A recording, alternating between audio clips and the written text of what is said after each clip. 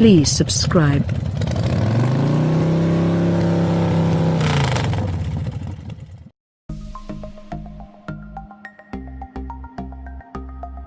As one of the original hot hatches, the Volkswagen Golf GTI is the gold standard in the sport compact segment, combining practicality and excellent driving dynamics in one package. For 2018, the entire Golf lineup gets a significant refresh, and the spunky GTI gets a much-needed infusion of tech. Sadly, we don't get the power increase found in European-spec GTIs, and the digital cockpit option is exclusive to the e-Golf and Golf R. Does that mean we lose out and our GTI is less fun? Oh gosh, no.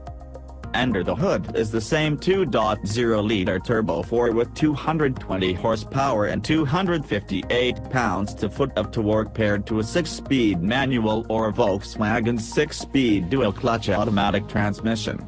At the track, the manual-equipped GTI was the slower of our two testers, hitting 60 miles per hour in 6.2 seconds before finishing the quarter mile in 14.7 seconds at 98.6 miles per hour. The dual-clutch equipped car hit 60 miles per hour in 6.0 seconds and finished the quarter mile in 14.5 seconds at 98.4 miles per hour. Road test editor Chris Walton liked that the dual-clutch shifted smoothly. However, in manual mode, the transmission auto upshifts at redline. During acceleration tests, Walton found that the electronic nannies aren't fully defeatable. He had to trick the traction control system in the manual-equipped car to get a solid acceleration run. He also noted that there's no reason to rev the GTI near redline because there's not much grunt up there. Braking performance was inconsistent due to both GTIs wearing Pirelli Cinturato P7 rubber, all-season tires more suited for duty in a family sedan than in a hot hatch. The heavier dual-clutch equipped model stopped from 60 miles per hour in 129 feet, and the manual-equipped car did the same deed in 124 feet. Walton noted that both GTIs had a firm pedal with good bite. However, the all-season tires squealed too much, and the rear end had a tendency to get light. On the Figure 8 course, the manual car finished its run in 26.0 seconds with a 0.70 grams average.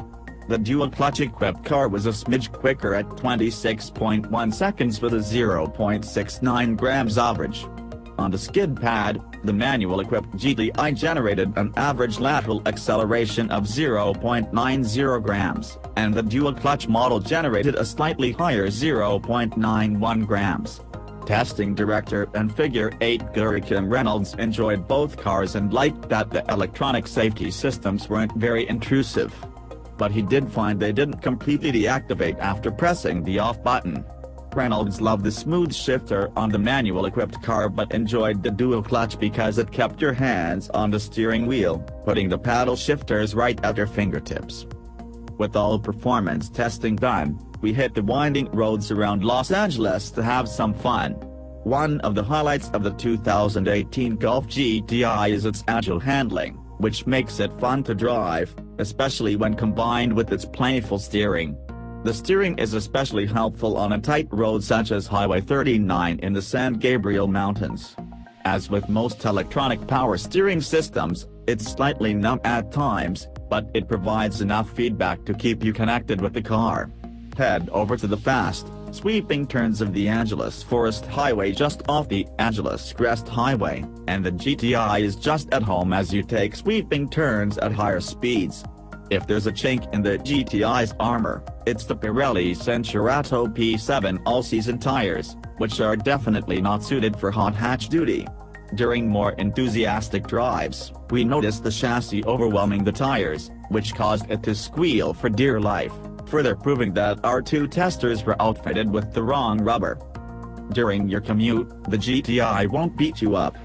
Despite the performance-minded suspension setup, the car's ride is comfortable even in its most aggressive setting.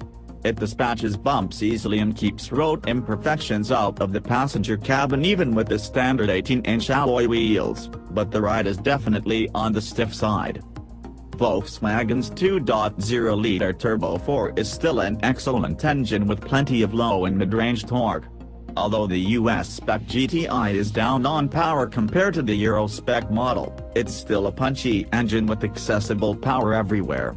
On SE and Autobahn models, a limited slip differential helps put the power down efficiently, minimizing one-wheel peels, especially during enthusiastic driving.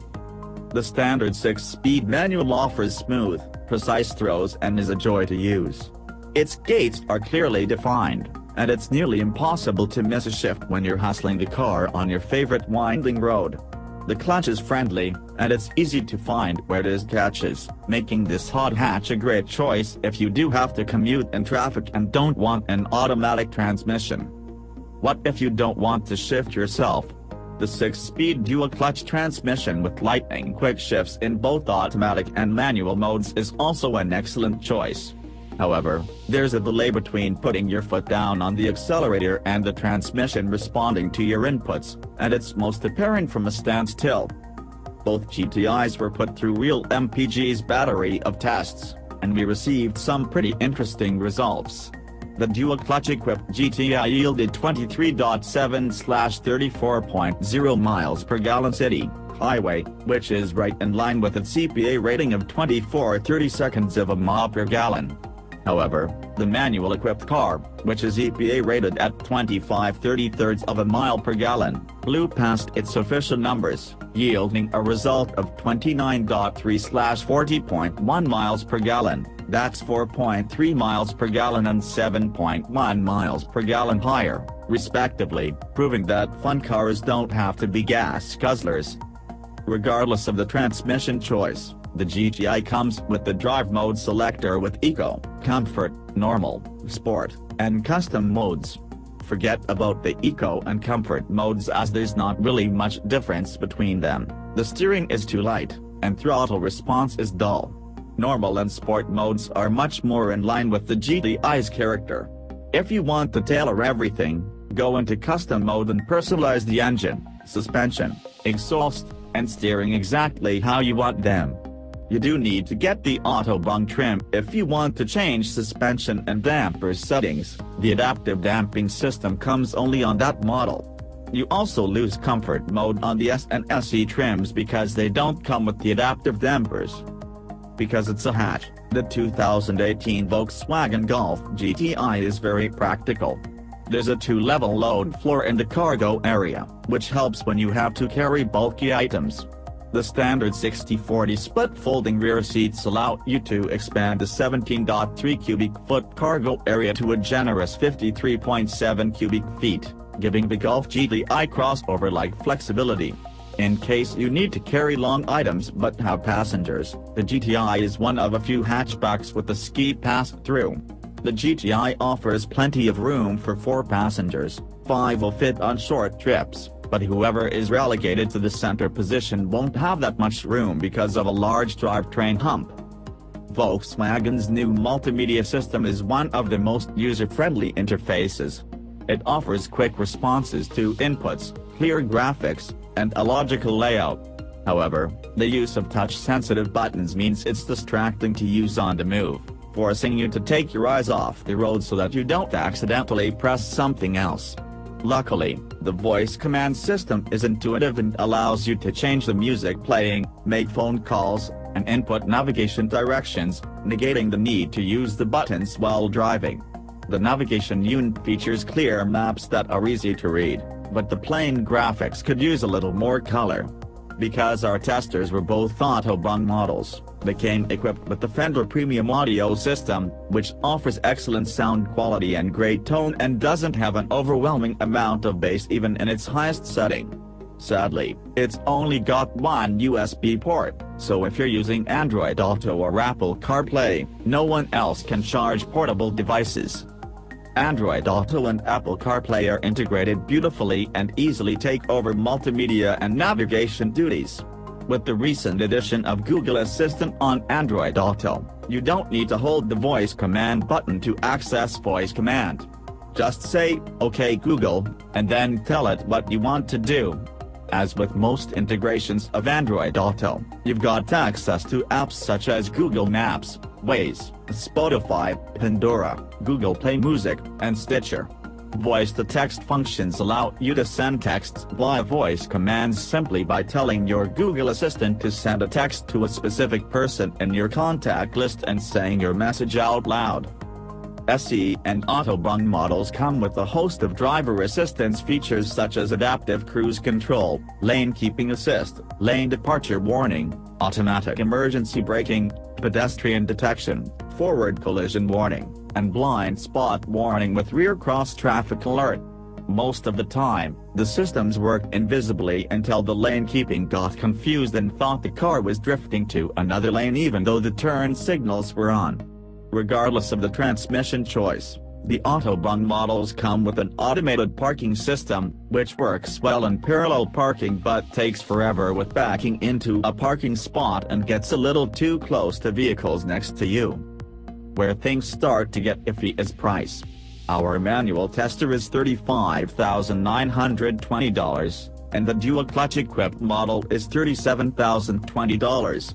It doesn't cost much more to get a decently equipped Subaru WRX SGI or Volkswagen's own Golf R. Also, it doesn't help that the Honda Civic Type R is less expensive, provided you can find a dealer willing to sell it to you at sticker price or lower. There's also the 2019 Hyundai Veloster N arriving in late 2018, and that's likely going to start much lower than our two test vehicles. Is the Golf GTI still worth the attention of driving enthusiasts? Definitely, as long as you stick to the SE trim. The Autobahn trim offers a Fender audio system, onboard navigation, and leather upholstery. On the other side of the spectrum, the Bass S grade loses out of the limited slip differential, larger brake pads, and the 8.0-inch touchscreen. Otherwise, the Golf GTI is a well-rounded package, a multi-talented hot hatch that's fun to drive yet practical. Not many cars can match its ability to multitask, and for that it remains an excellent choice for those looking for a sporty car that can do it all including family duty.